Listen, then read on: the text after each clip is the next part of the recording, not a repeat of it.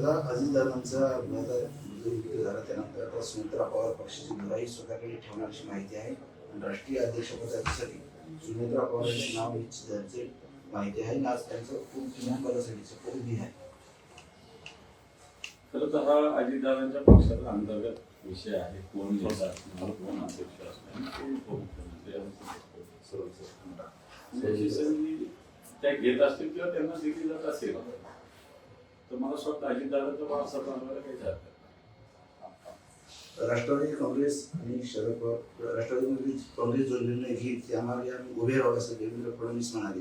जो निर्णय घ्यायचा आहे तो राष्ट्रवादी पक्ष घेईल असे देवेंद्र फडणवीस म्हणाले. बरोबर आहे. त्याच्यात काय देवेंद्र फडणवीस त्याच्यात काय करणार?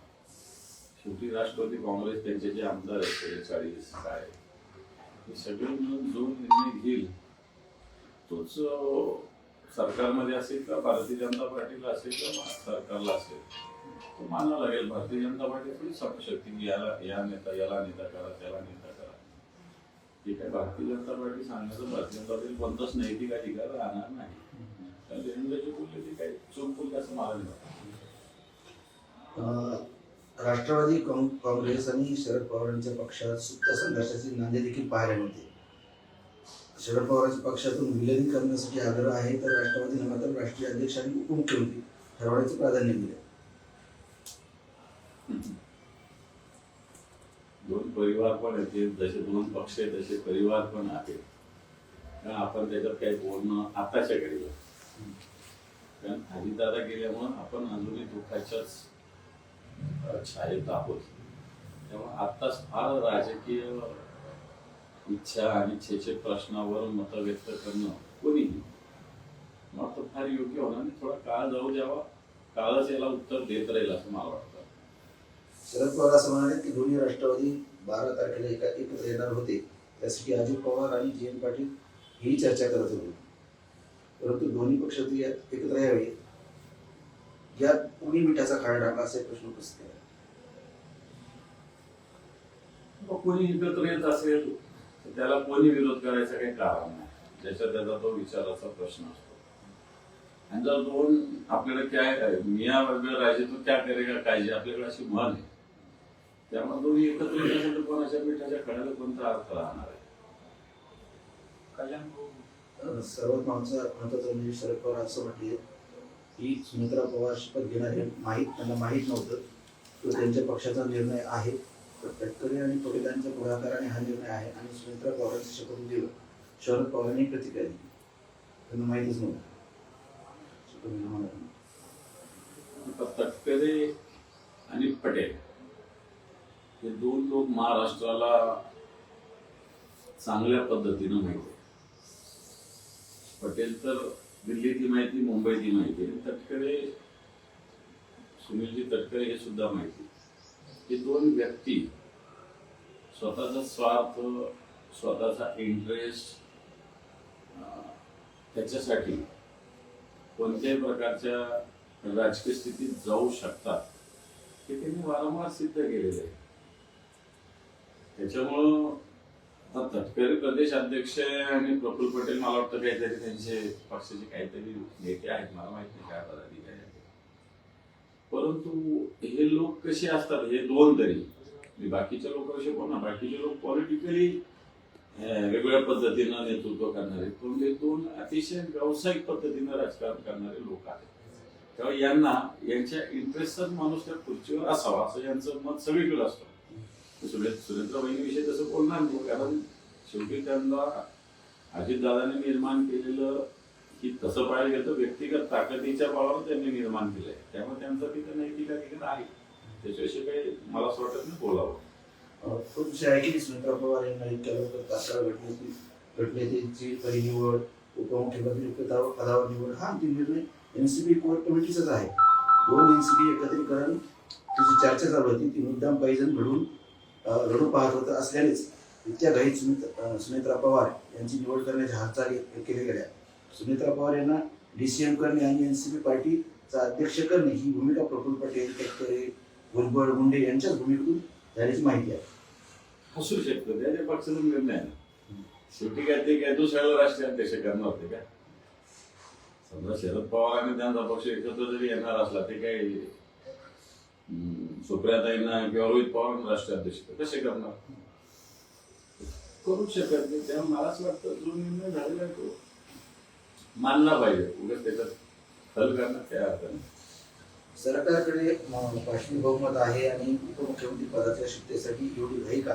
सुनेत्रा पवारांच्या उपमुख्यमंत्री पदाच्या शपथ घेण्यावरून काँग्रेस प्रदेश अध्यक्ष हर्षवर्धन सपकाळे यांनी सवाल उपस्थित केला.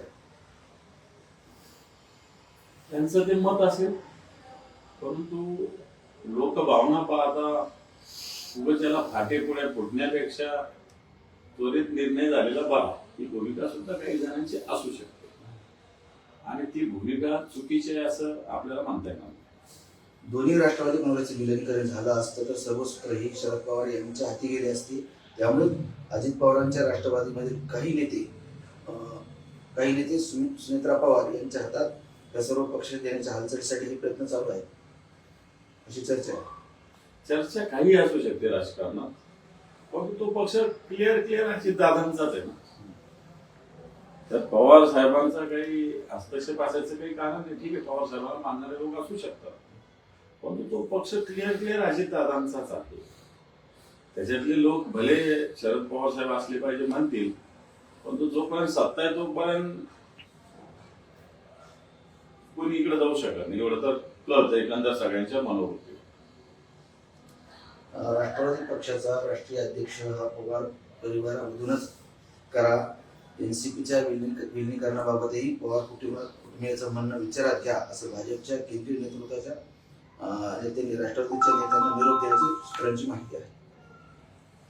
तो कोणत्याही पक्षाचे इंटरनल काम करतात, कोणत्याही दुसऱ्या पक्षाने इंटरफेअर करू नये असं मला वाटतं. भले तो पवार साहेबांचा पक्ष असेल, भले अजितदादांचा पक्ष असेल, त्या पक्षाचे निर्णय ते पक्ष घेत असतात. त्यांची सिस्टीम असते प्रत्येक पक्षाचे निर्णय घेण्याची.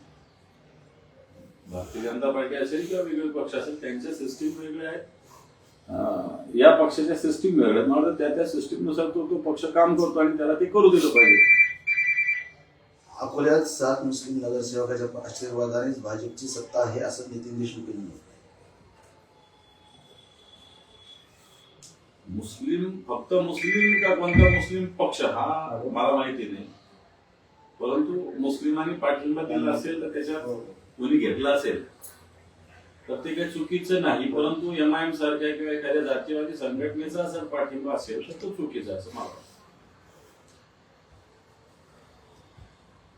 भिवंडीतील समाजवादी पक्षाचे 6 नगरसेवक नॉन रिचेबल आहेत. राज्यात आणि केंद्रात तिजोरीचा ठणठणाट आणि खापर लाडक्या बहिणीवर फोडला जाते असं नाना पटोले यांनी म्हटलं. भिवंडीतील समाजवादी पार्टी भारतीय जनता पार्टीच ऑपरेट करते, त्याच्यामुळे ते नॉट रिचेबल असणं काही मोठं आश्चर्याची बाब नाही.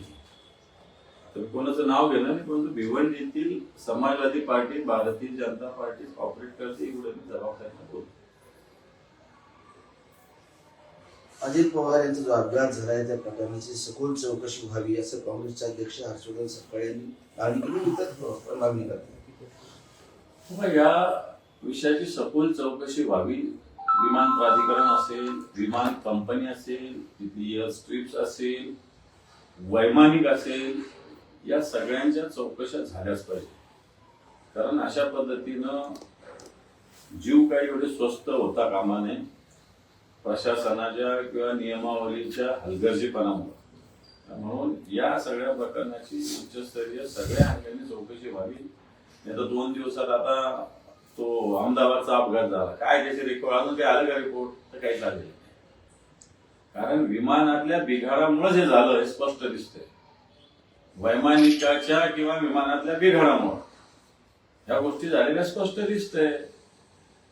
कारण तिथले जे गावकरी सांगतात की सत्यता आहे, विमान गिरट्या करत असताना जो आवाज होत होता त्याच्यामुळे विमानात बिघाड झाला होता. विमानातून बिघाडल्यानंतर या सगळ्या गोष्टी घडलेल्या आहेत.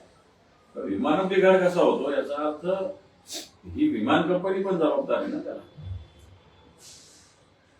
सुनेत्रा पवार उपमुख्यमंत्री झाल्यास पार्थ पवार राज्यसभेवर जाणार अशी चर्चा आहे.